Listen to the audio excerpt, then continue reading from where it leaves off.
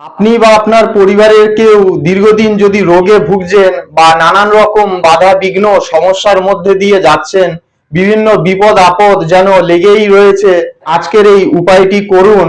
যে কোনো শুভ তিথি নক্ষত্রে, শনি মঙ্গলবার পূর্ণিমা অমাবস্যা রামনবমী তিথিতে দোকান থেকে ভোজপত্র কিনে আনবেন এবং আসল খাঁটি অষ্টগন্ধার কালি নিয়ে আসবেন।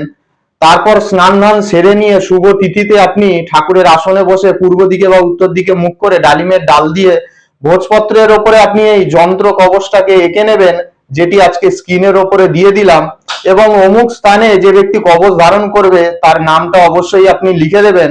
এরপর ভোজপত্রে কালি শুকিয়ে গেলে ভোজপত্রটি ভাঁজ করে রূপোর মাদুলি বা তিন ধাতুর মাদুলিতে ভরে দিয়ে মাদুলির মুখটি কাঁচা মোম দিয়ে বন্ধ করে দিয়ে তারপর মাদুলির প্রাণ প্রতিষ্ঠা এবং পঞ্চপ্রচারে পুজো করে ঠাকুরের স্থানে মাদুলিটি রেখে দিয়ে ঠাকুরের পায়ে স্পর্শ করিয়ে তারপর মাদুলিটিকে যদি ধারণ করে সেই ব্যক্তি, তাহলে অবশ্যই নানান রকমের বিপদ বাধা বিঘ্ন, মানুষের ক্ষতি কুনজর, বিভিন্ন রকমের গ্রহ বাধা, বিভিন্ন রকমের শারীরিক ব্যাধি, বিভিন্ন রকমের বাধা বিঘ্ন থেকে সে মানুষ অবশ্যই ঈশ্বরের আশীর্বাদে মুক্তি পাবে।